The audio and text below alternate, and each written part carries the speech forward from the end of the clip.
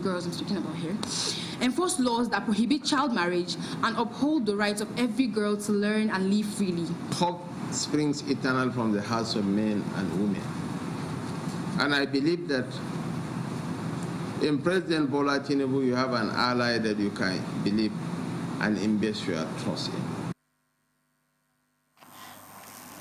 Senate has passed a bill to establish Nigerian Mines Ranger Service, which is expected to positively impact the mining sector by enhancing security, promote economic growth through revenue generation, and prevent unauthorized mining. The Senate is also proposing the imprisonment without option of fine for defilement of minors. The deterrence for will-be offenders. The motion has been moved and seconded that any defilement of a minor in Nigeria henceforth should carry life imprisonment. The quest to uphold the January to December budgetary cycle has gained some traction as the House of Representatives has passed for second reading a bill to ensure timely presentation of the country's annual budget by the executive to the legislature at Tuesday's plenary. These inefficiencies not only undermine economic growth but also erode the public trust in government ability to manage their resources responsibly. This bill offers a structural remedy by embedding discipline, transparency, and long-term vision into the Constitution to guide budget process at all levels of governance.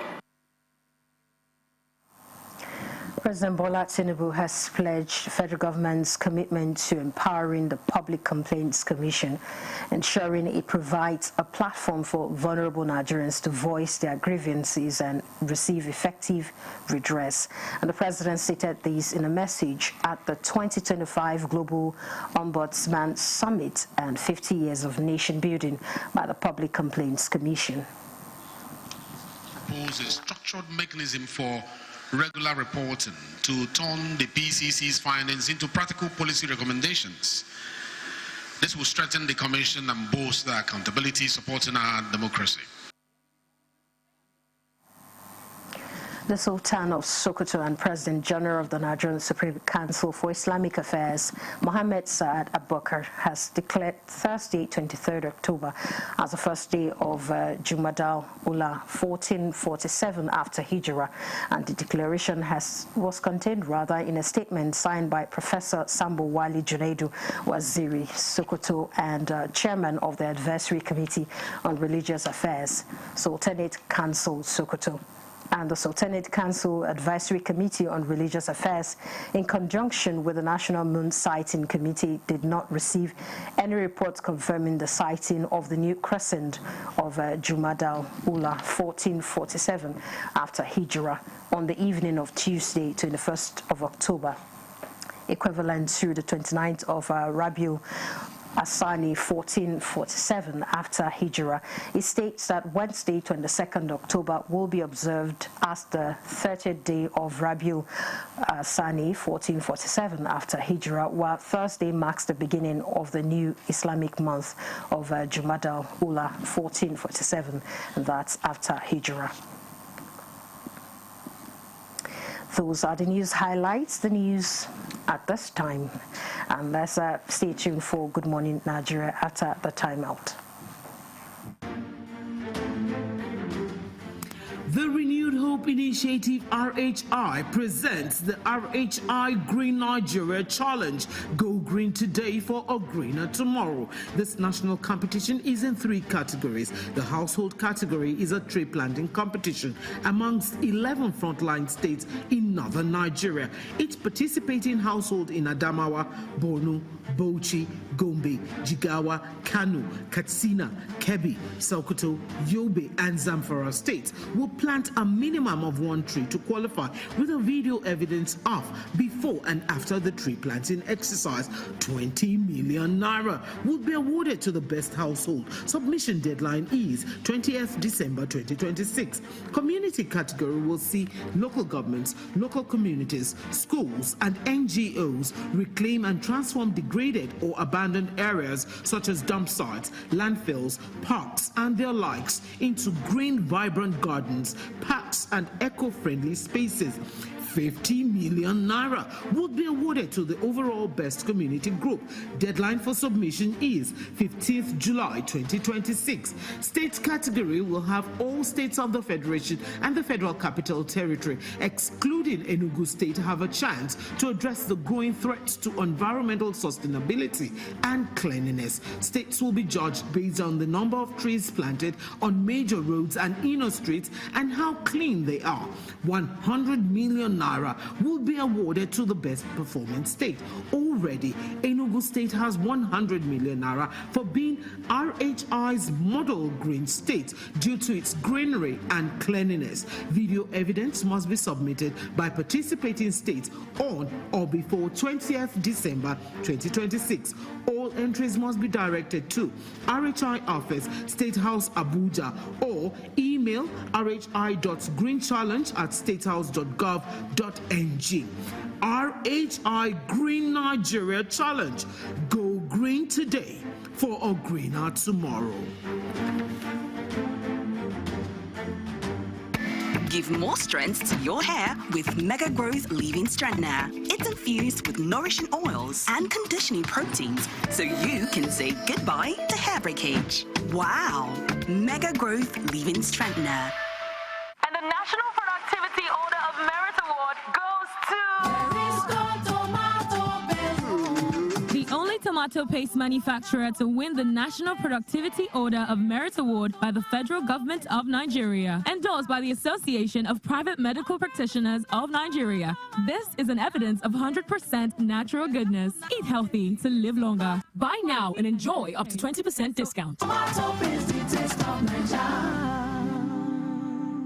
Little body, big moves. Little brain, big learning. Your little child is eager to do big things.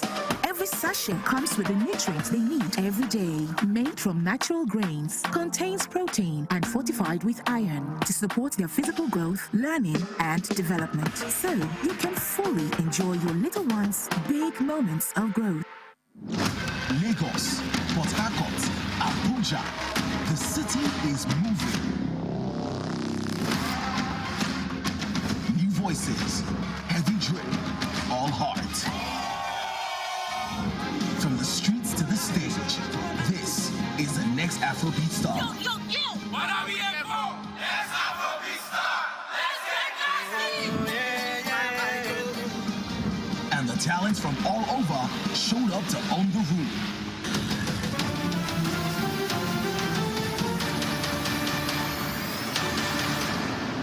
But they're not alone. Spiritual. Gospel.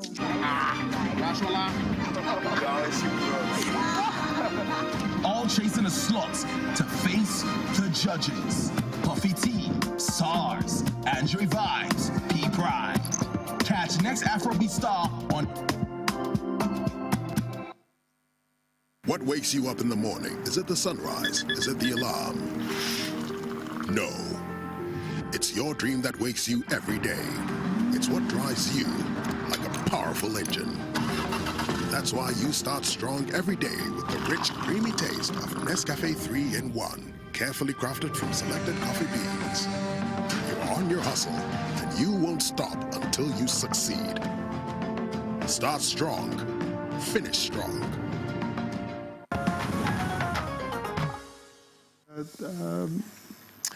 Thanks for staying with us. You're still on to Good Morning Nigeria on the network service of the NTA. It's now time for newspaper review.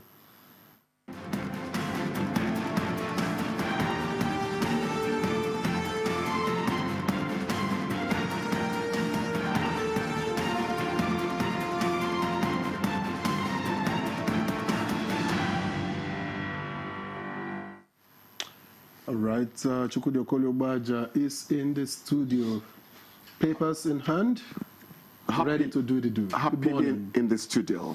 I would not distract us by why I am happy. I know you are so excited this morning. Yes, we will I am not excited. talk about it because... Good morning, Demola. I just hope that this year Let's go to newspaper review, but I know the agony we have cast on you and your club. Okay. All right. Now, let's look at the papers. Do you have them?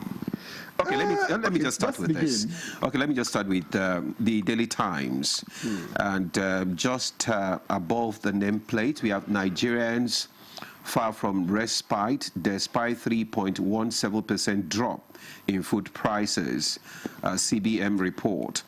Then below the nameplate is defilement of minors. Senate recommends life imprisonment without option of fine. Details on page 4. And we have this protest aftermath. Kanu's lawyer brother 10 others remanded in Kuje. That's details on page 2. Senate may approve 2% retention of recovery for EFCC. Ask Commission to publish frivolous petitions. Details of that story can be found on page 5. Expert faults 712 billion naira Lagos Airport remodeling won against hasty execution. Details of that story can be found on page 11. WhatsApp next big shift. User's name may replace phone numbers. Details of that can be gotten on page 10. Business NG. Soludo preaches hard work, receives honor at Anaucha rally. That's on page 2. Fuel price set to drop as marketers resume loading at Dangote refinery. That's good news. Details of that story can be found on page 2. Then we have Nigeria's population boom. Economist warn of rising poverty. That is details of that story can be found on page 2. Federal government borrows 6.17 trillion in 6 months to finance deficits. Banks' high interest rates killing Nigerians. Afe Babalola. Parents lament as ASU strike enters second week. Students' future at risk. Victor. All right, and I have the Nigerian pilot here. The lead story here, which is actually screaming in red, Niger tanker explosion. No fewer than 30 people died, 40 others injured in Niger State tanker explosion. Victims were said to be scooping fuel from a fallen tanker. Incident happened along Bida Agay Road in Kacha, LGA, and the ill-fated tanker was said to be conveying fuel from Lagos to the north. That big story is on page 8. And just above that story, court sacks Ebonyi LG chairman, ward councillors. That's on page 10. Another rep member decamped from PDP to APC is on page 6. Below the lead story, Senate approves life imprisonment for minors defilers is on page 7. And the last set of stories, just at the bottom of the front page of the Nigerian pilot. Governor Sani approves 70% salary rise for Kaduna Tertiary Institutions staff. That's on page 8. On page 9, insecurity. Edo government to regulate activities of scavengers, scraps dealers. Police detain officers for alleged breach of standard operating procedure. It's on page 6. And on page 5, NELFund opens 2025-2026 student loan portal. Well, that's for our discussion today. Senate OK's establishment of mines rangers to combat illegal mining. And finally, reps to probe Buhari, Tinubu's $4.6 billion health grants. That's on page 8. Chukode. Thank you, Victor. Another sad story. The fallen tanker, people were scooping fuel from around, has ended again in disaster. Quite close to the last one we read, you know. It's really a big shame that people, in the guise of poverty, not having enough and all that, you know, in those days, you were taught. Is it really poverty? Thank you. That's where I'm going. In those days, we were taught integrity, self-preservation, self-esteem. You liked something about you and would not subject you, the you in you, to certain elements of life because they're not a drum. All that is gone. It is not really poverty. When people talk about emotional intelligence, people talk about self-esteem, and you're teaching it to elitist gatherings in companies, corporate, whatever across, it should actually be something that is spread to the villages and all that. Everyone is entitled to self-esteem teachings so that we can learn to respect that which nature has put together in us, and which we have a job to account for to whatever we believe in.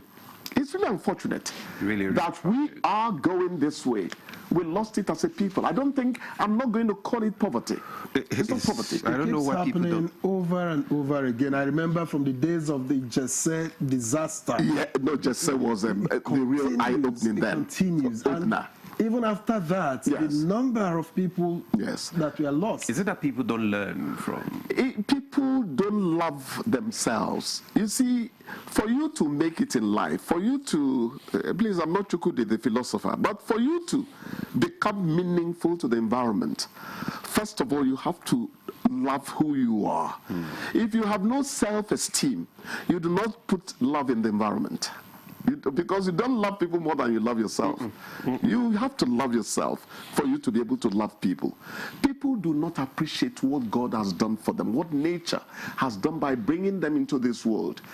People do not realize that the son of the poorest man in your village could rule this country sometime in future.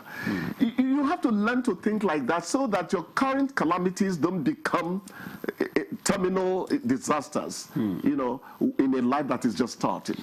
That's it. You just have to imbibe it, build it, inculcate it. Yes.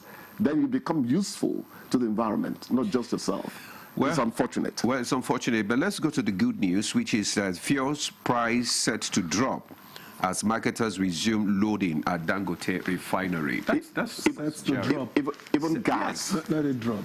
No, I think gas it has dropped. I don't accuse him of cynicism, but he's one of those journalists that tell you that the cup is half full of water, half empty of water. We say the cup is half full. 6 or half a dozen. Same thing. Okay.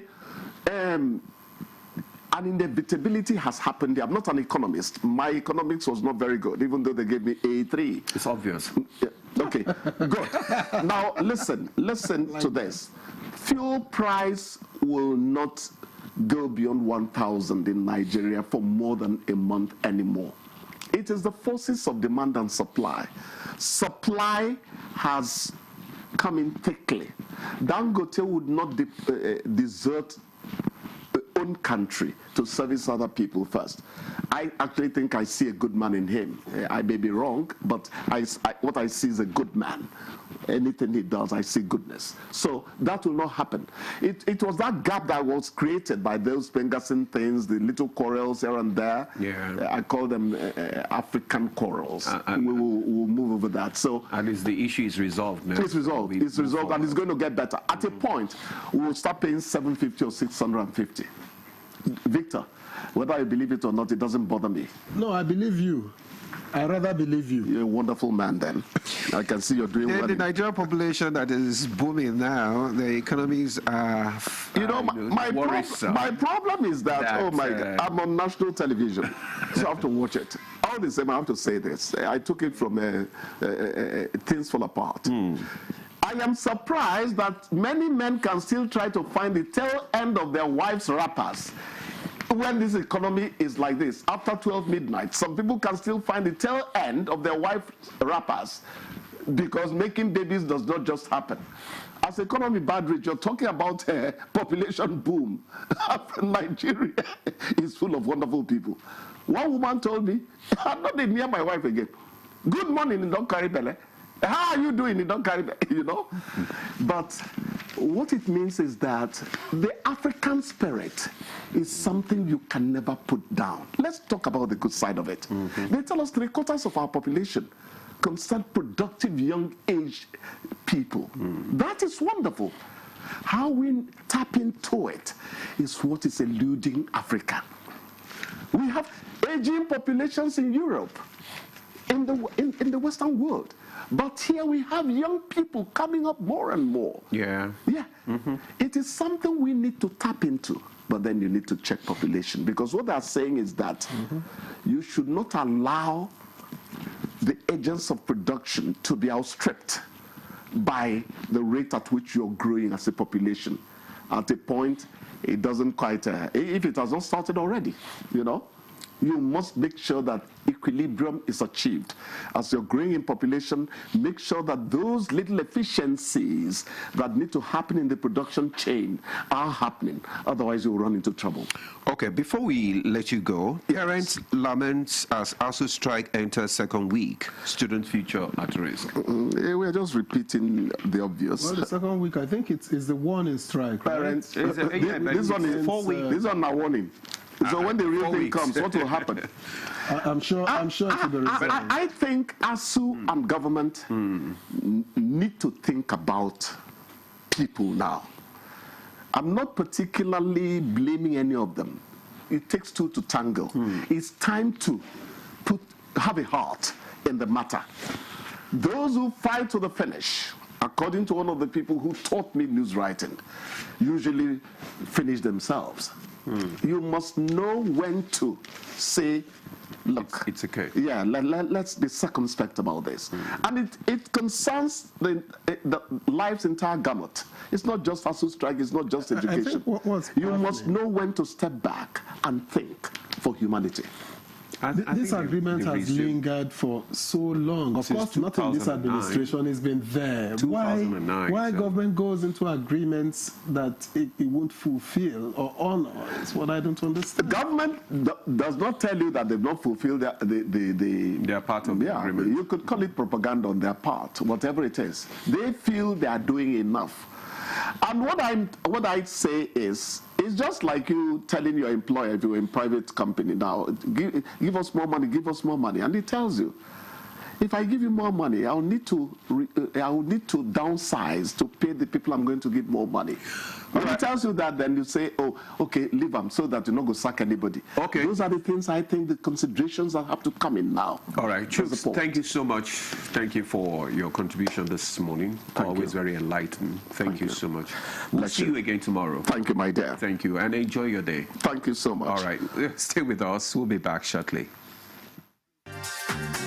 Nivea Black and White Deodorant, now with 72-hour protection. But what does that mean? 3 cities in 3 days and no fear of sweat and odor. 120 dances with skin as smooth as the moves. Sweat, stain and odor protection. Nivea Black and White Deodorant. Skin is for embracing life. Nivea is for skin. Give more strength to your hair with Mega Growth Leave-In Strengthener. It's infused with nourishing oils and conditioning proteins so you can say goodbye to hair breakage. Wow! Mega Growth Leave-In Strengthener.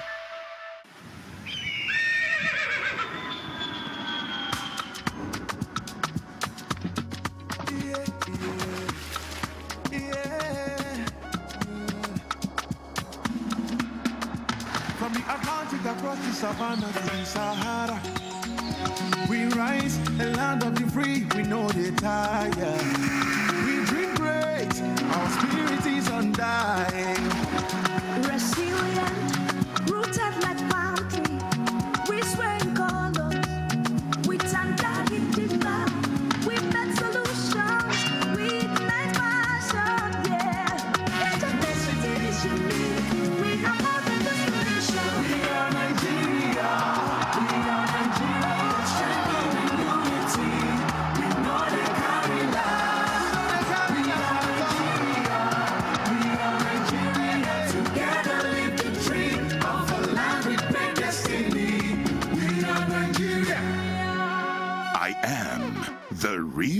Nigerian. Brought to you by the National Orientation Agency, NOA.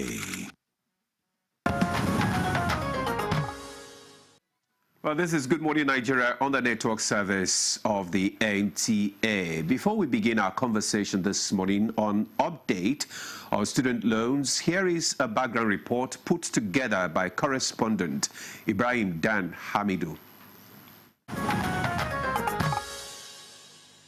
Every nation rises on the strength of how it treats education, not as charity, but as an investment in its future. That's the idea behind the Nigerian Education Loan Fund, NEL Fund, quietly reshaping how students across the country access financial support for their studies. The fund's online loan portal is now open for the 2025-2026 academic session from October 23, 2025 to January 31, 2026. And this time, institutions have a key role to play.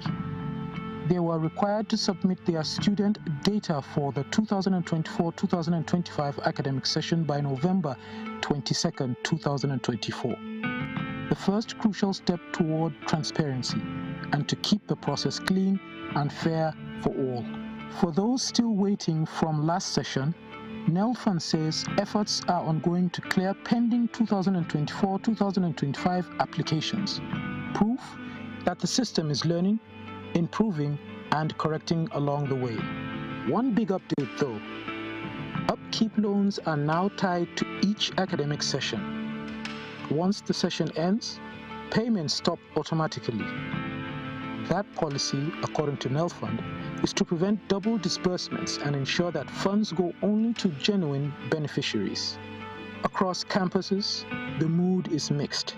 Some are relieved, others cautious. But one thing is clear, this is more than a loan scheme. It's a test of trust, governance, and discipline. For both the government and the students, it seeks to empower.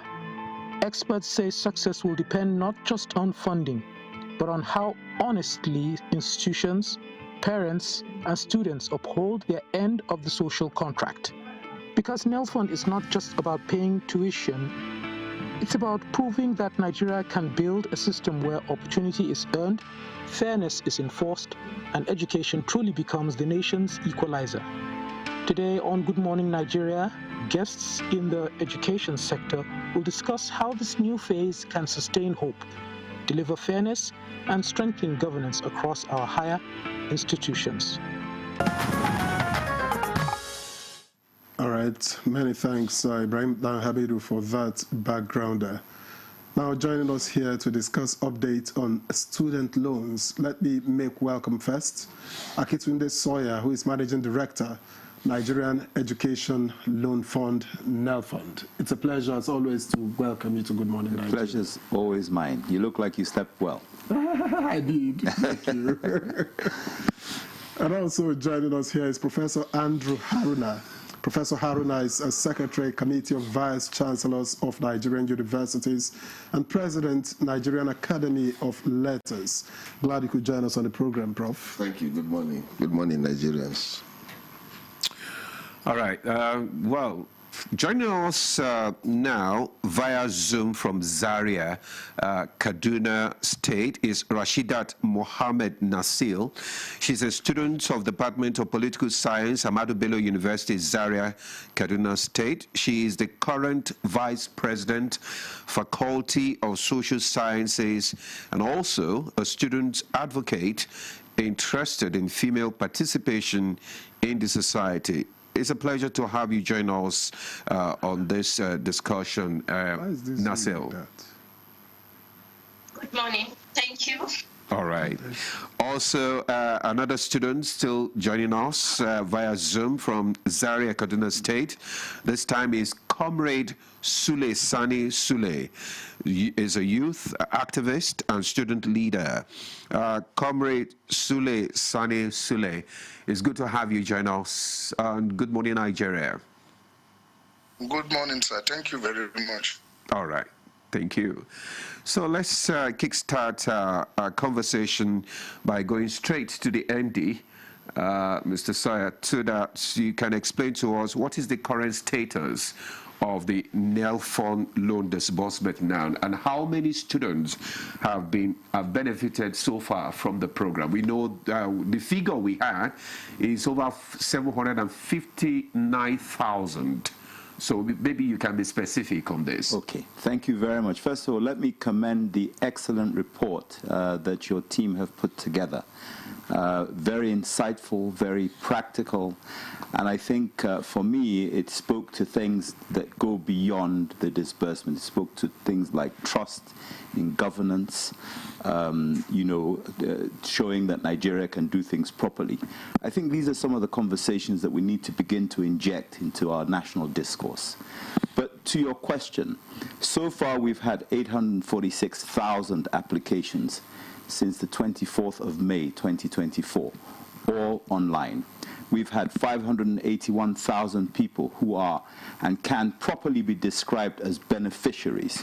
Beneficiaries are people whose fees have either been paid by the NEL Fund or whose fees and upkeep have been delivered to them as well. 231 institutions have benefited. In other words, the throughput and this 581,000 students I just talked about attend 231 institutions in Nigeria. These institutions are generally, or specifically should I say, universities, polytechnics, and colleges of education that are owned by either federal or state governments. We have disbursed to date 61 billion naira in institutional fees to the 231 institutions I just mentioned, and 46 billion in upkeep. This is the 20,000 naira that we're paying monthly to students. So in other words, on your behalf, on behalf of Nigerian people, because of the stroke of the pen and the vision of the president, we've been able to benefit Nigerians to the tune of 107 billion in cash terms. But there are other benefits, and we can discuss those. Okay, what are the other benefits you're talking about here? Well, I think the first thing I should say, the first benefit that this has delivered to Nigerians is the reduction in the dropout rate in institutions. Okay. Before the president brought this into play, and one of the things that he was very keen to do is to interrupt the negative process where students start a course. They carry it on for as long as they can struggle to pay. And then as soon as the finances run out, for, in some cases, really unfortunate circumstances, they drop out. Now, if I paint a picture for you, somebody goes to study a course like medicine. They struggle and struggle and struggle. Their parents struggle and struggle and struggle. They go to 4 years into the course, and then something happens, and they have to drop out. Their lives take an entirely different course, regardless of the struggle they put into bettering themselves. So that's one of the key benefits we've seen. The second benefit, I should say, is that it's been known for a long time that the institutions have not had enough investment. They haven't had enough investment because students struggle to pay their fees. I've been to institutions where the management of the institution has had to set up a fund to help students attend. They contribute themselves. They get other people to contribute. This has now put some definitive income source or income stream for the institution so they can plan better. If institutions can plan better, the environment, the learning environment is better for the students. The third thing I would like to say around the benefits for this is that for the first time, this country is really able to inject some of the revenues that we're getting from various sources, whether it's taxation or oil or other things. We're able to inject it right into the bottom of the pyramid of Nigerian society, where the majority of struggling people are.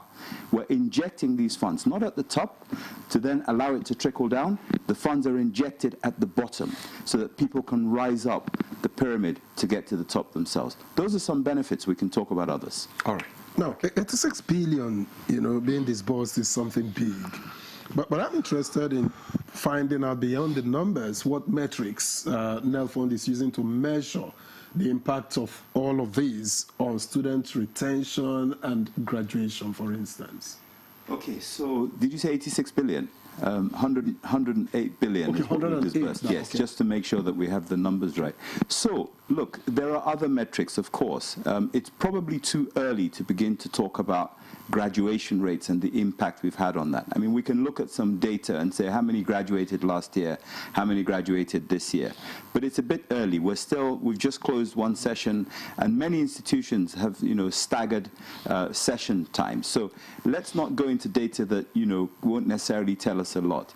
Again, we're teasing out the dropout rates from previous years. So we're going to look at dropout rates for the last 5 years and see what has happened with the year since NELFund was introduced. But again, this is a process where we've got to complete and get all the data sets in so that we can really be sure that what we're delivering in terms of data and statistics are truthful pieces of information, not, propagandist coloration. But I think the most important metric, which is almost impossible to measure, is hope. Okay? So today, if you are in a secondary school and your plan was to exit secondary education at the end of your secondary education and go and find something to do, today there's hope that you can actually go on and get yourself into a tertiary institution and therefore better your life constructively for the future. You can't measure hope. Okay, and I know that, what we've got here, and this program is under the Renewed Hope agenda, we're really bringing the hope alive, because there are lots of people in this country who are now going to be able to say, we have somebody in a university. Nobody in my family has ever been to a polytechnic. Nobody has been able to achieve the opportunity to go to a college of education. We are bringing real hope to Nigerians, and that's why this must be sustainable. You can't measure hope. All right. Thank you. I understand that we have also been joined by Professor Umar Pate, who is Vice Chancellor of Federal University, Kashere in Gombe State, and Professor Pate is also President of the Society of Nigerian Broadcasters. Prof, welcome to Good Morning Nigeria yet again. Thank you very much, and good morning, Nigeria. All right. Professor Andrew Haruna, what's your assessment of NELFund's strides to date?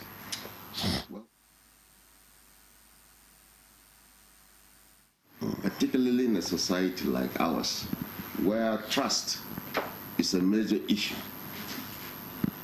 It's difficult now to measure just within 2 years of what has been going on.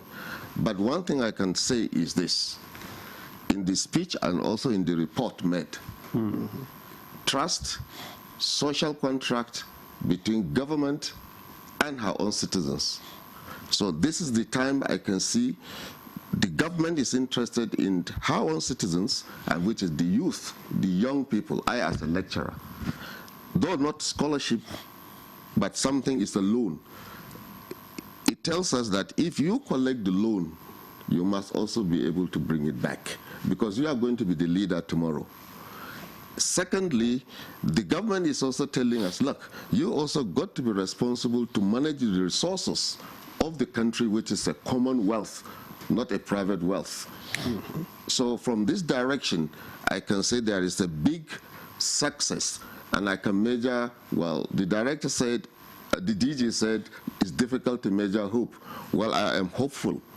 If we keep to this social contract, we are going to raise up a generation of young men and women who have actually benefited from the taxpayers' money, from whatever sources the money came from, and to say, look, I also have to inject it either by cash or by my the services I will render. Secondly, you see, we within the university, there are certain capitals which we have. One, we have human capital, which is our biggest asset. And these are two different ways. You have the lecturers, who are the faculty staff, and you also have the students. Now, if you find struggles for a very long time is between the faculty staff and government. So when you introduce something focusing on the younger generation, definitely you will hear some suspicion. Okay, because they will say, have they taken care of the social responsibility of the faculty? So this is something else. We are talking about the positive impact or the how we can assess what NELFAN has done. So from my own point of view now, one of the capital asset within the university is that the students, for the first time, government is looking at them and trying to enter into an agreement, or they have entered an agreement, and telling them, if you meet up this agreement, you are the future leaders of tomorrow. And we can see a change in attitude. I only hope that, now this is where the hope is, it will be sustained, because sustainability is critical.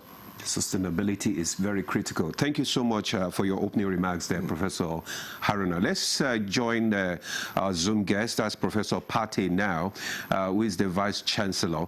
And because we have raised the issue of trust here, the issue of trust, transparency, and accountability. Let's look at the management of this fund that has been disbursed to the various universities now. How are you addressing the various allegations of fund diversion, ensuring there is transparency in the management of this fund? Thank you very much. Once again, good morning, Nigeria. Well, the issue of managing and ensuring accountability of funds given to us by NELFON, at least in my own university, is straightforward. All the resources that we have received, we have appropriately disbursed them to those who are the beneficiaries, and the one that should go to the university, we have utilized the money properly. And at a point, if you could remember, there were issues raised about the management of the funds by a number of bodies and organizations. At a point, they raised an issue, and at another point, someone somewhere, a very big office, apologized that there were errors in the figures being mentioned. And not only that, they followed up with interventions or invitations from the agencies in charge of investigating issues relating to misappropriation of resources. Like my own university, we were invited by the ICPC. We compiled our report and submitted to them. At the end of the day, we were told that yes, everything is okay with us. We were also invited by the minister, where specifically we were also asked to account. We gave our own explanation. Again, we were cleared. And I think the National Assembly also at a point intervened, but on all occasions we are being cleared, because the route is very straightforward. You have been given money with names of students who should have access to these monies. All we needed to do was just to transmit the money to the students. That is for the one that belong to them. And for the one that belong to the university, we rightly put them in our own bursaries. So nothing more. As I'm talking to you now, in University of Kashere, we have about 8,650 beneficiaries that have received these loans. And we have just reopened our university, though there is a short strike, and we are hoping that the strike will be over by the end of this week. And we are just expecting NELFON to come and also continue what they have been doing. Not only that, I also need to mention that we had auditors from the Office of the Accountant General who came and also looked at our books. Again, though we have not received the report formally, but I can assure you our books are okay. The only complaint from the universities, and I've heard it from my colleagues also, is that NELFON is sending these monies, universities are using the monies to disburse to students, and we are also incurring expenses like traveling to Abuja on a daily basis to answer one question or the other, or traveling to other places, doing the paperwork and all of that. But there is no single kobo to help in servicing all of this that we have been talking about. Apart from that, I don't have any other complaint on what NELFON has been doing. Our students are really, really appreciative. And as I'm talking to you now, many students are yet to resume, even though, like I've said, we are on strike, because they are waiting to hear from NELFON. And the hope and expectation is huge. And I pray that NELFON will act fast so that they pay the universities for the students to just come in and register. Otherwise, it's going to prolong our semesters, and we are going to experience some delays. But otherwise, I can assure you that things are okay, and this is one of the most fundamental and most impactful policies of government in recent times on our students. I remember in my last convocation lecture, I said it, and I urge state governments to also emulate what the federal government is doing with NELFON. It's very, very clear. The bureaucracy and all the long talk is so short. While in some states, you have a whole year students struggling to apply just for scholarship. Rashidat, good to have you on the program. Are you there? Now, yes, as a student, thank you so much. Yes, as a student leader, I'm wondering, are students, what are students saying on campus, regarding these government disbursements, and hope skepticism or confusion didn't set in along the line? It has always been appreciation. So far, so good. They've always appreciated the president for this policy, since it's a very wonderful policy, and it has helped them to achieve their aim of studying and finishing a whole session with nearly zero issues until the almost ending of the session around June, July, August, like that, where NELFON just stopped sending upkeep and all.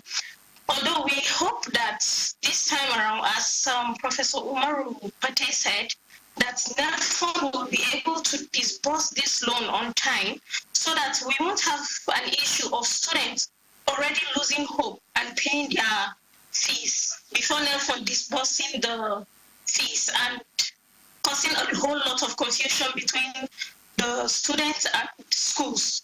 You understand? I think that's all we appreciate, and it's good. How accessible is the portal to students, really, especially those who don't have sufficient digital literacy? How accessible is the portal? Well, it's clear and it's very accessible. If a student don't have an Android phone or a smartphone, they can easily access this portal through a cafe or so, since the link has been shared worldwide, nationwide, sorry. The link was shared, the NELFON link, where you just tap on the link, you get to see, okay, you sign in, I guess, you create your own profile, you add in your matriculation number, your NIN, your bank verification number, your account number, and so what have you, whatever they require there. It doesn't need a long process. And after that, the portal, they will verify you. They'll verify you. After verifying you, after some days, then they'll approve your loan. That's if they are very sure from the school and the NELFON headquarters that, yes, you are a student of that institution. Although there were some cases of graduates still applying for that loan. So I don't know if NELFON can actually be very careful when checking this whole details that students use to apply. So we don't have cases of graduates coming back to the university and demanding refund for a session they've paid for. All right. Okay. Thank you very much, Rashidat, for that.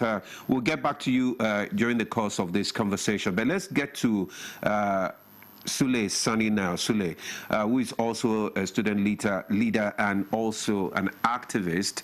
I know that the MD is noting all the various challenges that you have raised. But let's get Sule's,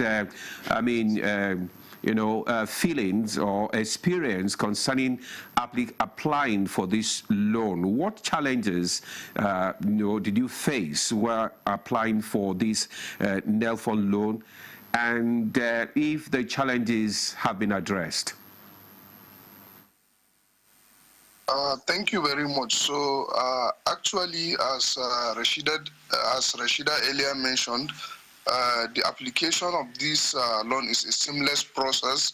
and it is very accessible even to the people who have less digital skills and knowledge, because it is something that you can do on your own, and is something that is self-explanatory. So the only challenge is that usually most of the students face is in a situation whereby they made some mistakes, or they need to or they need to edit or do something. There is the process that is called, actually the basic process is for you to raise a ticket. So most of the students are complaining that they raise ticket on and on and on, but the service delivery in terms of responding to their complaints is very poor actually. I can remember that the DG came to Ahmadu Bello University Zaria, and we were together, and so many questions were asked. But up to now, as I am speaking to you, most of the students that have issues, their issues have not been addressed. So this is the basic challenges that most of the student faces. And also, I think this issue of academic calendar is another thing of a thing, because most of the universities have different academic calendar, and this is something that the NEL Fund is supposed to check, because as I'm speaking to you, I'm a graduate, but the NEL Fund that I received last year was for the last session, because for ABU, this current session we graduated is 24-25, but the one we received was 23-24. And this brings us to what Rashida is saying, like somebody will graduate, and after his graduation, he will still be receiving this NEL Fund and be battling with issues of refund. So I believe the NEL Fund have to collaborate with the students and the university management, because all the universities are not going on the same lane. Their academic calendar differs due to so many issues or challenges. So Gaskia, the basic challenge with this NEL Fund issue is this issue of service delivery in terms of complaint and in terms of where some students have issues. Some students have been complaining that they have registered. Some of them have received their upkeeps, but they have not received their university payment. Some of them have received the tuition payment, but they have not received their upkeeps. You understand? Some have this issue of email. Some have issue of account and other things like that. So, but from the other side, as it is rightly mentioned by the previous speakers, NEL Fund has go a long way in helping students. It has restored hope in the students, and actually it is a very good initiative. But we know that it is just the starting point, and actually everything that starts must have some challenges, which we hope that the NEL Fund will address it. Yes. All right. Sule, thank you very much for your contribution so far. We'll get back to you in the course of this conversation. Let me get back here in the studio and with Mr. Sawyer. Now, you heard Professor Pate. His was logistics. What they do is necessary for the smooth running of the process, which, if they pull back from, will create hitches. That's on one hand. And the students have talked about vetting, being sure that the right people are accessing the loans at the right time. How do you react to these? Okay, so first of all, let me thank Professor Pate for his very important comments. I think that it is fair to say that in trying to establish transparency and trust, and in trying to prevent misappropriation or diversion, naturally, we have taken a very strong interest in where the money gets to. The investigative agencies, the ICPC, and the EFCC in particular, who gave us 50 billion naira, are especially interested in the disbursement process, where the funds arrive, did they arrive, how did they arrive, did they get there in full? So they carried out their own independent investigations, not just into the institution, but into us who are disbursing the funds. This is a very, very important foundation for a program that we want to be sustainable. And what has happened is that during the course of these investigations, many of our people have been invited for interviews, for questioning, for explanations that the investigative agencies are struggling to understand. They've done the same at the institutions. It's been very draining on time, It's been very draining on logistics for these institutions. They're having to spend funds to go and attend interviews.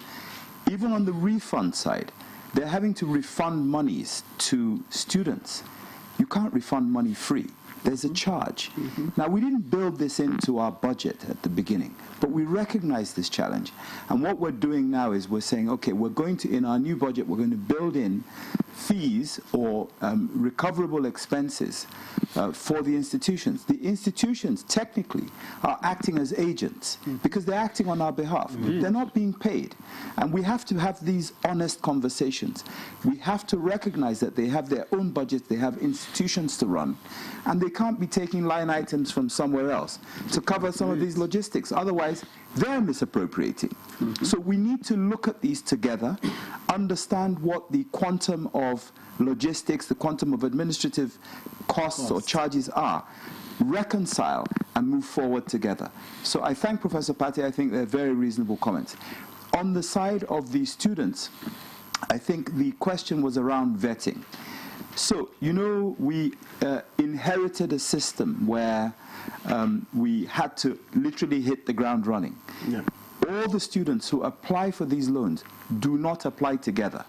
They apply almost randomly. When we kick this off, we open the portal for an endless period of time so that as many people who need these loans can come and apply. At some point, we have to say, stop. We collate everything, we put up a list, and then we send it to the institution to say, these are the people, we've never met them, who claim that they're in your institution. Your data suggests that they are. Are they really there? Are they still there? And then when the institution comes back to us, we sign off, and then we disperse. Now that process, because it's staggered across institutions, it's staggered across when students apply. Sessions. There's, you know, it isn't an aligned process. We're trying to bring it all together and align it. And again, we need the support of students, and what you're going to see us doing now is having windows for applications. A start date, like the 23rd of October, we're reopening, 31st of January, we're going to close, so that we can concentrate the minds of the people who want to apply. That this is not just an open thing. We left it open initially because it was new, and we wanted to make sure that we caught as many people as possible into the process. But the process will get better. The institutions will suddenly start to realize at some point that these sessions need to be aligned. As we get away from the era of strikes and people being off, you know, institutions being closed for upwards of a year, we're going to move into a new era where, as you see in some other countries abroad, where there's some alignment. So this will naturally get better, and we're going to try to catch up with it. Another issue that I picked up from the student leader in Zaria, the gentleman, around, you know, I think he was talking about the speed of payments but back to the institutions, or to the students. The reality of it is that we have a totally electronic process that we run. At the end of that process, we need the institutions to sign off. Some do it very quickly, some don't. But what I can tell you, the good news I can tell you is that in the past we used to batch and send the list to the institutions. Today it is uploaded automatically, so they can literally have an application verification today, approve that one, yes, and then send it back to us. And then we still have to do some degree of batching so that we can pay in bulk rather than individually to the institutions. The other issue that he raised, and I'm really sorry, is that he talked about tickets not being responded to. So when the students apply, they have certain issues, they put in the wrong account number, or they put in some data that's not quite accurate. That doesn't allow the process to work for them. They then have to raise a ticket. A ticket means that they raise a complaint, we respond to the complaint. Again, you know, I have to tell you, he's absolutely correct. Our response rates to tickets are less than desirable. But we've got to make some investments. We've got to make some investments in call centers. We've got to make some investment in human capital to ensure that we can respond. We've got to train people to be able to respond to what is effectively a customer service requirement. So he's right. But But you're going to see these things improve. The great thing is that we're paying students today. We're paying students, we're trying to pay them on time, and we're trying to pay them in full, and we restored this hope that takes people off the roads, takes people away from crime, takes people from wanting to travel abroad. Some of the metrics you're talking about, which you'll see later, take people away from mental illness out of frustration of not being able to go to school. So thank you. Okay, thank you very much, MD. Now, I just want to ask the students that are eligible for this NEL form, why are private universities not included in this, in this loan scheme? Because some have argued that, well, their parents are well off, and sometimes they get to the universities and something happened, an unfortunate incident happened, maybe the parents lose their jobs and all that, they now find it difficult to continue to pay their fees. Would they be eligible, to apply for this loan? Is this loan going to be extended to private universities? Okay, so the question you've asked me is a matter of law at the moment. So what the law says is that this loan can only be given to students who are attending government-owned institutions. So even with the best will in the world, with the greatest magnanimity on our part as the NEL Fund management, we must stick within what the law has provided for. Now, what do I think? I've had some conversations with His Excellency President Bola Ahmed Tinubu, GCFR, about this, and his view is that these loans should be accessible and available to all Nigerians, regardless of whether they're going to a public or state-owned institution or private institution. That's going to require an amendment of the law. Okay. I think the reason that we didn't have it in there in the first place is because of the limits we have on funding. If we're paying every institution, public or private, for every student, giving loans, it basically means that we're going to run out of funds very quickly. Using a very blunt instrument to determine where the need is, we find that the need is mainly in students who are in publicly owned institutions, because that's where the fees are lowest. We find ourselves sometimes in a situation where we're saying, do we pay, particularly in the public institutions who have high fees, do we pay for these 10 students? Because the fees for these 10 students will cover 600 somewhere else. So it's an ethical dilemma for us, okay? And our view is that this intervention by the president is to reach as many people as possible, not to create a new elite in education. Now, I'll tell you something else that is really important for me to say. The private institutions are not being discriminated against. Many of them came into being because there were issues in the past with strikes and with public institutions not delivering their best. I think it's important that they are protected. I think it's important that they are supported, because I think they have a major role to play in this country in the education of our citizens. Okay. All right. Thank you. Thank you very much. Professor Haruna, I'm just wondering while he spoke, is there a risk of universities increasing fees just because there's a, seamless stream of payment from government? And how do we strike that balance between affordability and access? Well, it's a good question you raised, particularly when I listened to all these conversations. Now, as the Secretary General Committee of Vice Chancellors, you see, I'm dealing with 298 universities, from 76 from federal, which is a public institution, and then 65 state, again, public institutions. Then you have 159 private. And I move among them, so I'm married to 3 husbands, if I might say so. And that you are a man. Yeah, well, and I am a man, and this is my dilemma. And I travel a lot abroad, and I interact again with the students, Nigerian students studying abroad. Just at the weekend, I came back from Russia, and I was speaking on education, cooperation, partnership with Nigeria. Now, with public institutions, it's a matter of law, as the DG said. For anything to happen, we have to wait until the law is amended. We have these issues with TED Fund also. ASU fought for it, and all this has been promulgated by law. Private institutions who are also contributing to the manpower development of the country also need to be looked at. But this has been already settled until the law is amended.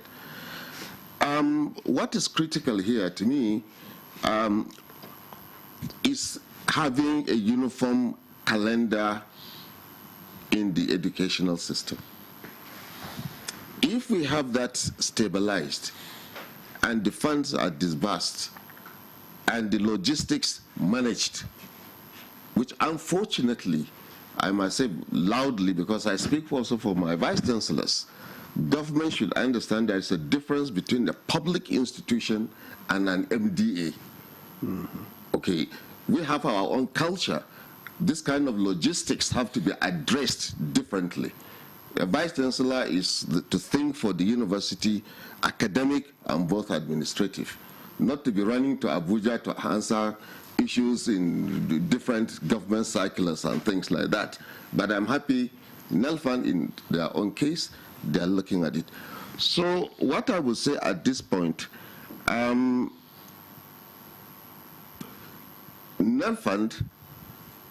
has opened a dialogue, and we in the universities, we are also watching carefully. We give them all the support, all the orientation to our own vice chancellors to make sure that things go seamless. But you haven't, I'm sorry, Mola. I asked, is there a risk that fees will be increased simply because government is now paying? Well, government institutions don't pay fees. They don't pay fees. They pay tuition? They pay tuition. Well, as far as I know, what NELFAN disburses is what I'm talking about. Are you going to now increase simply because they can apply for loan? Well, I don't think that should be the case. Okay. But because even if with the amount of money NELFAN is paying, I don't think that it will even subsidize unless they want to come with a program in which they want to simply address the financial or the funding problems within the universities. So I don't see any risk of increasing fees by the vice chancellors. But definitely they will increase, there's likelihood they will increase what we call municipal charges. By municipal charges, they have to pay for cleaning the hostels, the toilets, the environments, which their overhead does not cover. They have to pay for electricity bills, which, the overhead which comes from Accountant General is nothing to write home about. And all this kind of other logistics, they have to fund it, but why would they get the money? The overhead doesn't take care of it. So the tendency is you may find some slight increase in what we call municipal charges. This I expect to happen. Okay, thank you very much, Professor Arino. Let's get to Professor Pate via Zoom now. Professor Pate, we just want to ask you, what exactly, or let me put it this way, how has this fund impacted on the performance of the students lately? You can just let us have that. Okay. Thank you. Let me also speak on behalf of the universities about the question you asked on the probability of fees adjustments on some of the charges in the universities.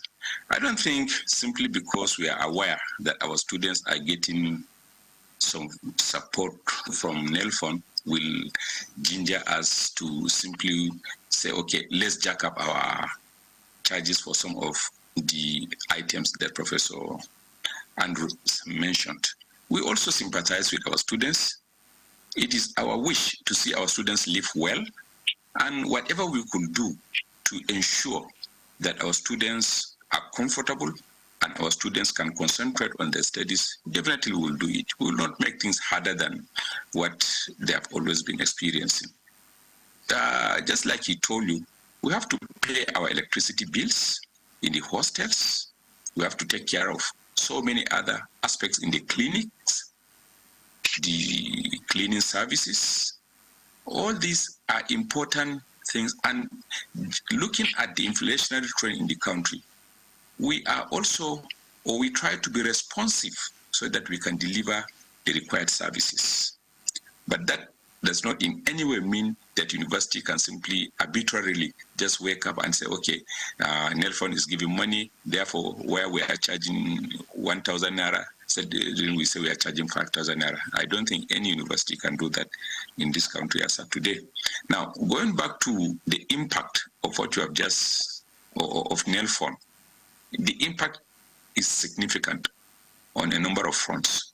For the student, at least he can get the required funding support in terms of paying his charges to the universities or colleges, paying his or her own, taking care of his basic needs through the monthly support that the universities give, and a lot more that is on the side of the students.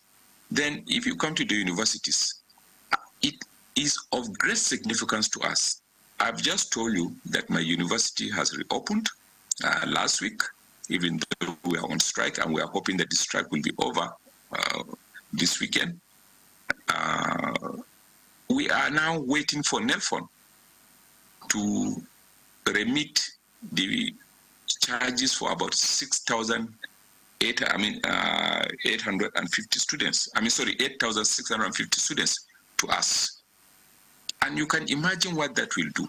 One, it saves us the problem of all this prolonging of payment period, prolonging of semesters, and we can properly plan, knowing that Nelfon is going to give us this amount of money, which will directly come into our accounts. And all we are going to do is to tell the students that your charges have been paid, and also give Nelfon the required receipts. So that makes life easier for all of us in the universities. And on the economy of the surrounding communities, students can comfortably feed themselves, they can pay for some of these petty needs, and the communities benefit from all of these payments that students make. So at the end of the day, it also saves the parent or some parents, because I've had cases also where students who are on Nelfon refuse to disclose it to their parents that Nelfon is supporting them. I have had a number of occasions where I've discussed with parents of lecturers in my university, students whose parents are working in my university, and their children are getting these funds, yet the parents don't even know. So I had an encounter, and I told the father, I said, look, your child is on the list of those who are earning Nelfon support. He said he's not aware, and he pays his bills to the student. I said, okay, then your student is not honest. Your child is not honest. You better go and train him well so that he can disclose to you his sources of money, and not for him to collect Nelfon money and go and buy a new telephone, and then that is it, and you continue paying. That money is given for you to be supported in raising your child and for him to concentrate on his studies. So we have all these kind of issues, but I can assure you, like I've said, and I will continue to say it, I've said it on several occasions, that Nelfon is one of the most important, impactful programs of government in recent years in this country. As a student, I enjoyed scholarship. But I know that from the state government then, I know that today many of my students don't have any connection with their state governments. And the state governments do not care to bother to see how the students are faring in the various universities. So with Nelfon, things have become easier, things have become better, and the universities are more peaceful, at least on the front of the students. Because hunger, aggression, and poverty are factors that sometimes agitate the students to go on unnecessary rampage. You could see what is happening on our campus today. There is more peace with the student than you have on the other side. So we have more strikes than having more students' complaints. So these are things that are helping us to be able to have peaceful campuses, have community, improve the economy of the communities, as well as the economy of families and economy of individuals. Then there is an issue also Comrade Sani Sule raised earlier on about students who have graduated and their names are still appearing. I know in my university, we have returned the monies of students that have graduated to Nelfon, and they have the records. So again, it depends on the diligence of the various universities. At least the monies that we have, we cannot so pretend how the monthly stipends are paid to the students. But the ones that come through the universities, wherever we know that a student has graduated, I think our duty is to ensure that the money is appropriately returned to NELFON for others to benefit, not for those that have graduated. Professor Pate, thank you very much again. Let me quickly get to Rashidat. And I'm wondering, as an advocate in your advocacy work, did you find any specific support that female students might need to enable them, apply for these NELFON loans? Well, in the case of the female students, I think most of them have an issue from the family, their parents. See, I think there was this day I asked a girl to apply for the loan, and she said, no, she called her dad, and he asked her, am I not giving you all you need? Is it not enough for you? But she feels it's not enough. She feels she wants to also assist them, but he refused. He refused her applying for this loan. I feel we have to go back to the family. We have to go back to the parents to tell them, okay, allow your girl child, apply for this loan. They have to allow the female to go out, apply for the loan, and get this loan also. I think that's all in that aspect. For that. Okay, let's get back to Sonny Sule now. Sonny, you said earlier that you are done with your program, and my question would be, how do you intend to look at the repayment plan of the loan? What's your take on that? Let's look at it first. So thank you very much. I believe it is simple. Since NELFON is very fair, considering the fact that, as Rashida earlier mentioned, this issue of, because I have to convince so many parents, because most of them are not even enlightened on the issue of NELFON. You see, this repayment issue of NELFON, the last time we had this, like a seminar with the DG of NELFON, you are going to start repaying this NELFON loan after you get a job. And it is even said that if somebody died, we are not hoping that nobody is holding him accountable for it. So I think it is a very flexible way, you understand? And I'm hoping that I will start repaying my loan, because this NELFON has helped and have supported us in so many ways. So we'll make sure that we are diligent, and we'll make sure that we pay back, so that our younger ones will also benefit from this. Because as a good citizens, you have to hold an obligation. The state have given you something, and you have to return it in return, so that the younger generation will also benefit from it. So we have all the possible intention to pay for it the moment we are settled and we have something that will bring something to the table. All right, okay. Do you want to read out some of the questions? I think a lot of messages have come in from the viewers. Let me begin from this one, from Kasim from Kurudu Police Housing. Could there be space or flexibility for civil servants to acquire study loans too? Okay. And from Ibn Jibrin, a very laudable program, very impactful indeed. What is on ground to include postgraduate students? We wish the Executive Secretary, CEO, all the very best. MD, you mean? Yeah, MD. And then from Bolaji in Lokoja, good morning. Are there universities not eligible for these students' loans? Because my friend is at the verge of dropping out due to lack of sponsorship. And we both checked and saw that Federal University Lokoja is not eligible. I think the MD will address this one. And from John here in Abuja, good morning, Nigeria. My challenge and question is University of Abuja not among the schools to benefit? Are spillover students not qualified to apply for this loan because it came as at when they have spillover? What's the fate of the student whose name is not even captured on the school portal due to the school information management system? I'm trying to apply as one of the spillover students, but it's not going. And finally, from my end, Bella Samuel says, Good morning, discussants. NTA, some instructions are yet to release. I think she meant institutions are yet to release their admission lists. The NELFON portal, when opened, should be allowed to remain so that students yet to be admitted will also benefit. Yet to be admitted. Perhaps you want to react to some of these before we take the next round. Okay, so I wonder how many of them I can remember, but you know, I think let me quickly address one. We've talked about postgraduate students, spillover students. Yes, okay. So again, with these types of schemes, you have a limited amount of funding, and you have to make certain decisions as to those you want to fund. We took a decision that we want to fund those who are getting into institutions for the first time, who are in institutions doing a first degree, if you like.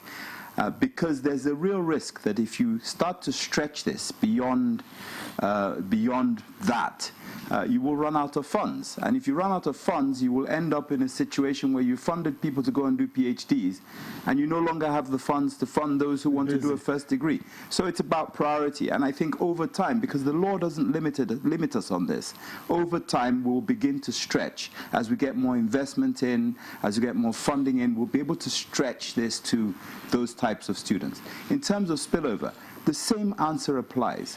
We want to, this is not a scholarship. It doesn't test your capacity before you can get it. However, what we need to avoid is funding over and over again people who take the loan, and the terms are very soft, so it's easy to do your 100 level 4 times, right? We don't want to fund that. We want to get people, we want to fund people who can get to a point where they get a qualification which becomes useful to them and to society. So we're not, you know, this is not a traditional loan in the sense that I'm eligible, let me just apply. We're also looking at this and saying, how does it impact the totality of the people? And then university is not on the list. Somebody mentioned University of Abuja of 4 places, and then Federal University Lokoja. Yeah, very interesting that, because we've given money to Federal University Lokoja, and we've given money to University of Abuja on behalf of students. We have evidence that we've paid them. What is happening is that we're moving into a new session. The schools have to upload, the institutions have to upload a new list for us to say these are the students who are no longer here. These are the ones that are still here, and this is the level that they're at. These are the ones that have come in. Once that list is uploaded, students will be able to see their institution on the portal. We've closed at the moment, and institutions are uploading. If the list isn't there and you go and check, you won't find your institution. So it's a question of, once the lists have been uploaded, you can then apply. For those who can't find it, it's because the institution hasn't yet uploaded their list. And it's not because they don't want to. Some of them are still compiling. They're not being difficult. It's just that you have to give time for the institutions to adjust and put up. But those 2 institutions, Federal University of Lokoja, University of Abuja, somebody sent me a message in the middle of the night saying Lautech in Obumashaw is not listed. And well, we've paid these institutions millions and billions. So who did we pay? So they're there. It's just a question of us just educating people that if your institutional listing is not there, you won't find your name. Is it possible that you publish the list of the universities that have benefited, that you've disbursed a loan to? We do that every day. Okay. Every single day, when we receive acknowledgement from institutions, we publish it. We make disbursements and announcements. Doing a list every day might be difficult because some days the list hasn't changed from one day to the next. Probably you just need to update. Well, yes, but you know, publishing it every day is probably not practical. Okay. However, we do intermittent publications to say these are the institutions we've paid. We're accountable. We have to do that anyway, and it's part of our discussion earlier about transparency, trust, honesty. We are very, very transparent about who we've paid. But it doesn't necessarily address the question that the person was asking. The question is, they go to the portal, they can't find the name of their institution. The reason they can't find it there is because the institution hasn't yet uploaded. So they make the assumption that the institution is not there. We just need to educate people that the fact that the name of your institution isn't there doesn't mean that they're not eligible. You perhaps need to go back to the institution and say, when are you going to upload?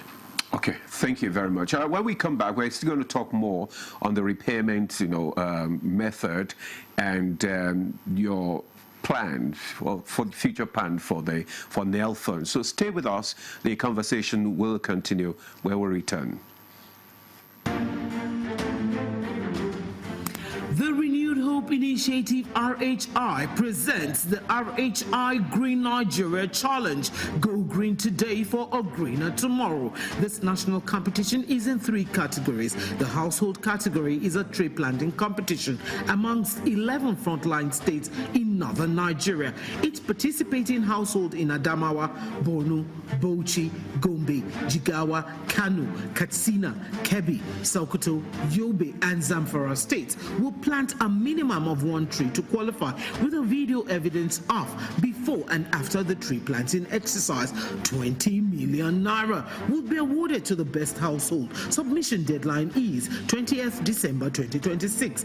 Community category will see local governments, local communities, schools, and NGOs reclaim and transform degraded or abandoned areas such as dump sites, landfills, parks, and their likes into green, vibrant gardens, parks, and eco-friendly spaces.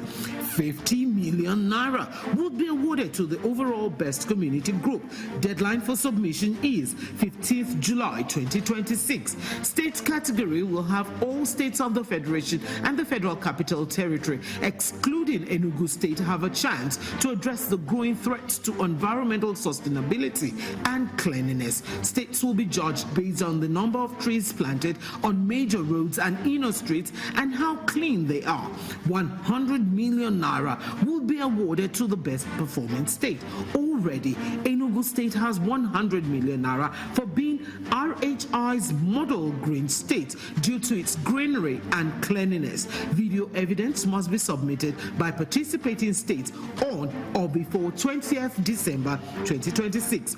All entries must be directed to RHI Office, State House, Abuja, or email rhi.greenchallenge@statehouse.gov.ng. RHI Green Nigeria Challenge.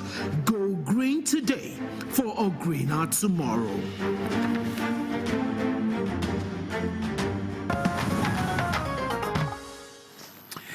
Thanks for staying with us. You're still on to Good Morning Nigeria on the network service of the NTA. And the discussion is still on the Nelfon, that is student loan.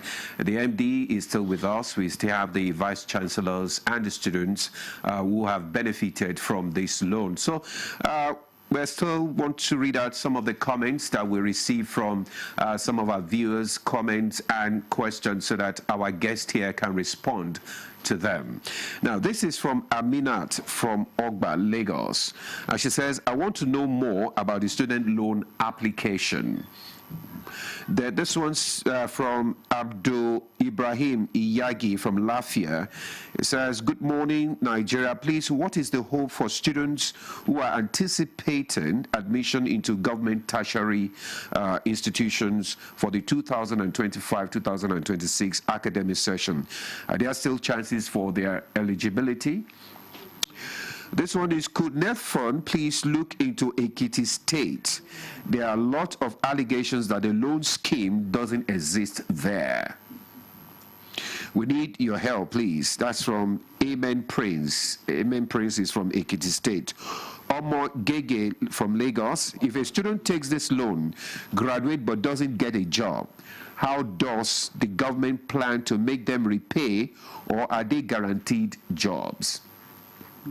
This from Mohammed Awal Musa Alfama from Kano. I believe the student loan in Nigeria is going to be sustainable, accountable, and available to all interested students. What happens to postgraduate students in relate to Nelfon loan? I think you've answered that. Is Nelfon also considering students who are studying under Able DLC? I don't understand that. Okay, this one is from Abdul Ibrahim Iyage. Please, what is the hope for students who are anticipating admission into government tertiary institutions? I think we've had that one before. Ejina Akeju Olagbaju says, good morning and thanks for the informative discussion. We welcome the idea of NELFORM, but it is important that it shouldn't be considered as alternative to bursary. Every state government must make bursary available to students to ease financial burden. Finally, a minimum of 3 years is ideal for moratorium. And this is from, this one says, hello NTA, my name is Francis Etim.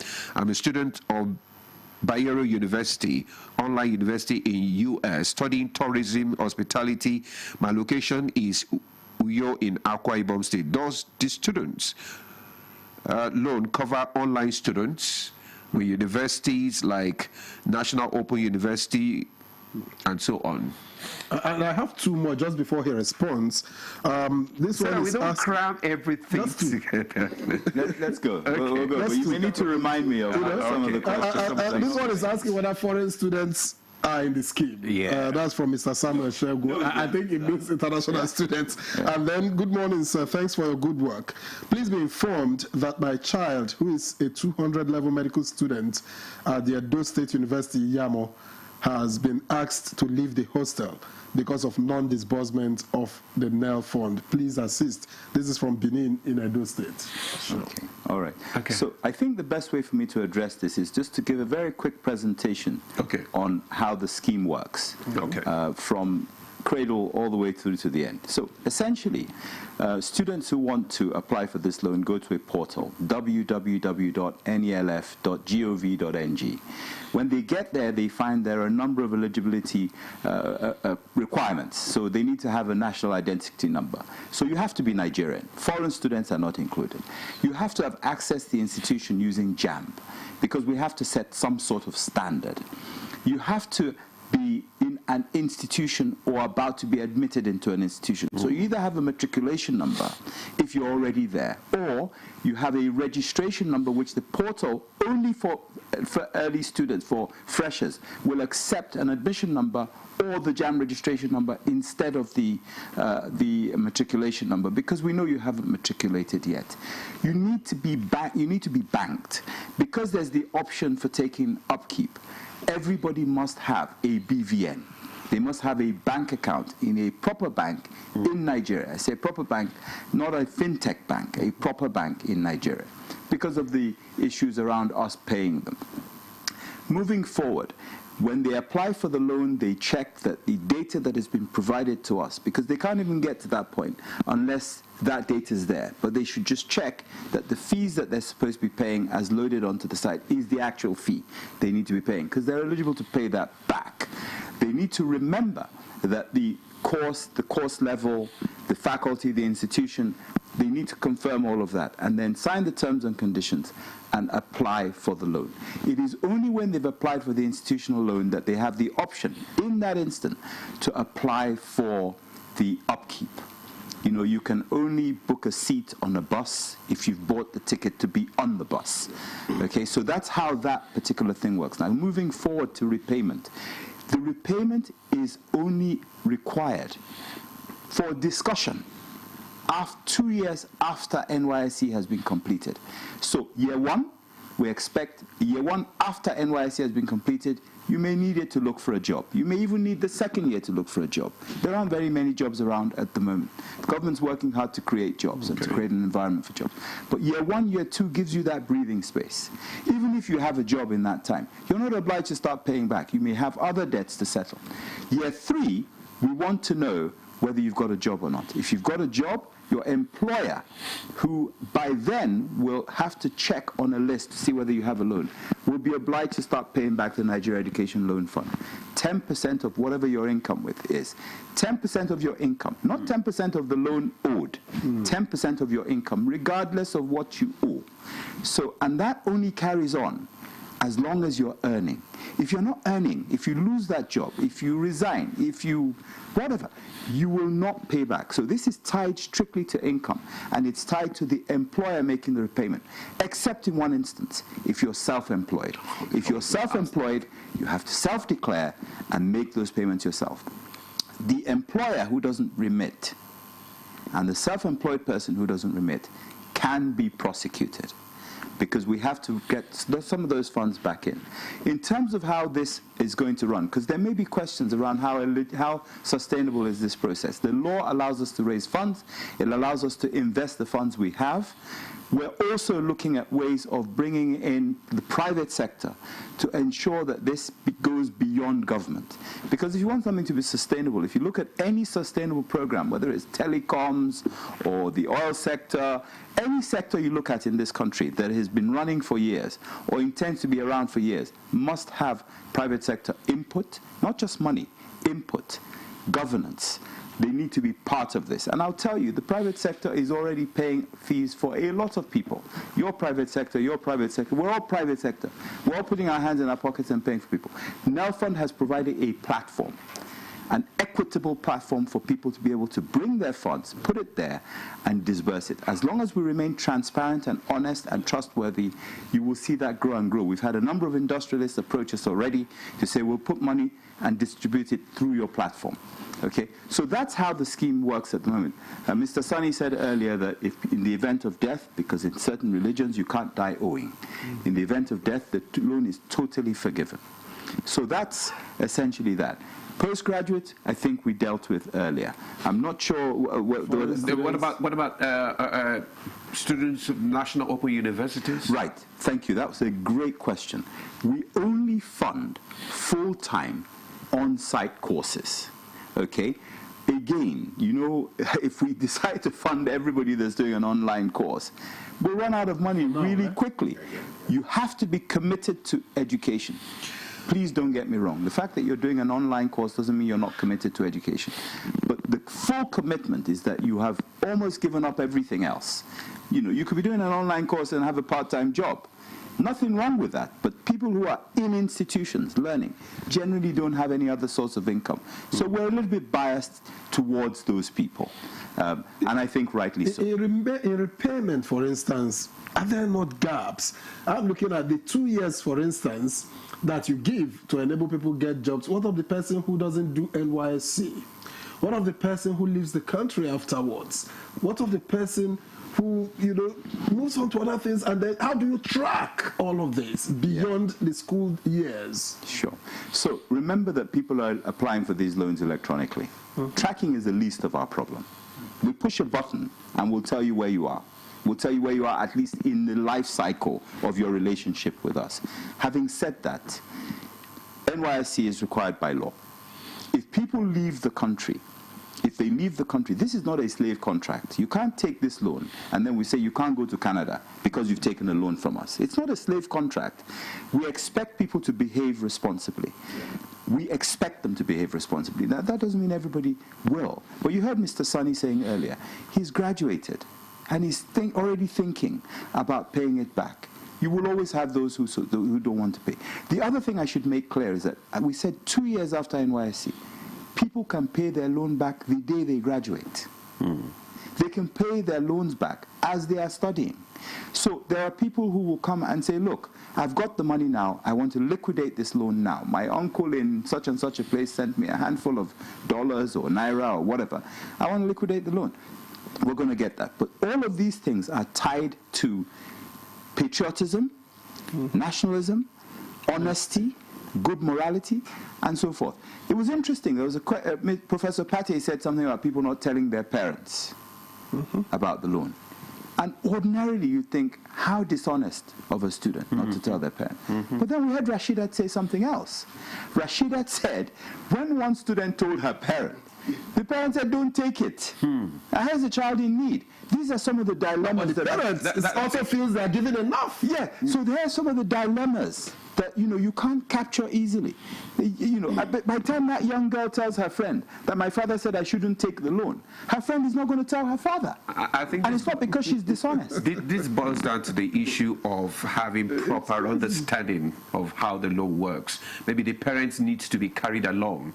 But the students should also know that they will pay it. Yes, let's come to Professor Aruna now, because we're about running off this conversation because of time. We're looking at the collaboration of universities with NELFund, how you disburse this loan and what can be done as we move forward to enhance student access to this loan. And is there any way universities are also trying to educate not only the student but the parents concerning the issues that have been raised today? Well, as we started earlier, I think NELFund is not more than 2 years old. Yes. Good. And this kind of conversation we are having and the challenges we have observed, these are the triggers which leads us to more discussions to areas where we need to educate more. I know we had a very robust discussion at the National Universities Commission where, when there were allegations and things of this nature, you see, this was one area where we enlightened, and you see, after the enlightenment, you see, things die down. We in the university's Committee of Vice Chancellors, we have our General Assembly. And in the General Assembly, we do also invite key stakeholders to speak to us. That's when all the Vice Chancellors come. And I'm sure he is on the line. We have not yet brought him in, but there are other stakeholders, with whom we work. We bring them in and to educate our Vice Chancellors, and there they ventilate the issues which they have. I don't run a university, so some of the teething problems inside the universities, only the Vice Chancellors can speak about them. So orientation and sensitization is what we try to do. And I can tell you this is one of the best programs which we have been involved in trying to educate Nigerians, to educate students, to educate parents, to educate university administrators. We have a training institute. I've already put a request. It may not have gone to his table, where we'll get the resource person who will be a lecturer in our own training institute. Okay. That is the Committee of Vice Chancellors. All the agencies, we are doing that. Some we have already started using them. Okay. Yes. So sensitization is what we are doing, and this is one of the best policies of government that we are 100% supporting, and we try to enlighten people to remove suspicion, because this is program on trust. Okay. And I think when you collect a loan, I think the best thing you can have is pay it off and have a peace of mind. So trust, confidence, and government has done this. What I can simply say, let state governments see what the federal government has done and key in. Okay. It will help. Thank you. So that people will not just see like money is being doled out only from Abuja. No, there are a lot of resources at the state level, even at the local government Thank you, Professor Haruna. As we round off this conversation, Professor Pate, you have long been an advocate of education as a tool for social mobility. And I ask, is the NELFund loan or disbursements, does it have the potential of bridging the class gap in Nigeria's education sector? Thank you very much. Yes, I agree with you perfectly that education is one of the mechanisms for ensuring equity, justice, and peace in every society. And NELFund is one agency that is out to support access to education by the disadvantaged in Nigeria. And you could see how the stipends being given are restoring hope in our students, as well as increasing the number of students who are enrolling, because they are sure that somebody somewhere will be able to support their charges. Not only that, NELFund can also promote national integration in Nigeria. Now, someone from Gombe, for example, could secure admissions in University of Ibadan, University of Lagos, or elsewhere without any fear that if he goes to Lagos, he may not be able to pay his fees, or he may not be able to be supported for him to be able to bear the cost of staying in Lagos. Nelfon is there to support. So in totality, Nelfon is extremely important in our national diversity because it's promoting education that can enhance access to everybody. So my only appeal with the MD here is for universities like our own that have reopened and our students are hanging around waiting for Nelfon fee to be paid to us so that they could register. Please hasten the process so that we can start our semester immediately. The strike is over and we are hoping that it will be over this week, and then things will be okay. But I assure you that this is one policy the universities are grateful for, the students are grateful for, and the parents are also grateful for. It is impactful, and we hope it will be sustained like the Secretary General called, that it will be a sustainable action, and others, particularly in the private sector, will also see reason to invest in it. All right, thank you so much, Professor Pate. Thank you so much for your concluding thoughts there. Let's just get a concluding word from Rashidat.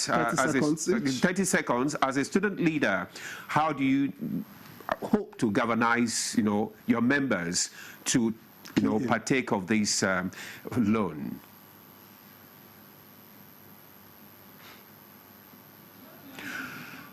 Okay, so let's come back to the studio. Well, your parting shot. My parting shot is, first of all, to say that what a great privilege it is for Nigerians to have the opportunity of a program like this. I think the President Tinubu, should be commended for this. It's a very brave initiative. It's not one that brings immediate returns, given the democratic cycle being so short, but it's one that portends well for the future of this country. I also want to say that this discussion, Professor Haruna, Professor Pate, the students, it shows you the quality and the interest that we have in this country. I'm very excited to be, and honored actually, to be in a panel discussion with people with such great thought leadership, and I thank you for the opportunity. All right, thank you very much. Akintunde Sawyer, Managing Director, Nigerian Education Loan Fund, NEL Fund. We thank you very much for your time and your thoughts on the program. Let me also thank Professor Andrew Haruna, Secretary, Committee of Vice Chancellors of Nigerian Universities, and President, Nigerian Academy of Letters. We thank you for coming. Yes, thank you very much. Professor Pate, Professor Umar Pate is Vice Chancellor of Federal University, Kashere in Gombe, and also my President, President Society for Nigerian Broadcasters. We thank you very much for your time and your perspectives, as always. Thank you very much. All right, Comrade Sule Sani Sule is a youth activist and student leader. He joined us via Zoom from Zaria. We thank you very much for your contribution. We also thank Rashidat Mohammed Nasir, a student of Department of Political Science at Ahmadu Bello University, Zaria. Many thanks for bringing your perspectives. We thank you very much, gentlemen and lady. And that's the show. Good Morning Nigeria returns same time tomorrow. I'll be here to be with you as well. We'll see you again then. My name is Victor Azu. Bye-bye. And I'm Ademola Adeoye. Thanks for staying with us. Do have a fabulous day.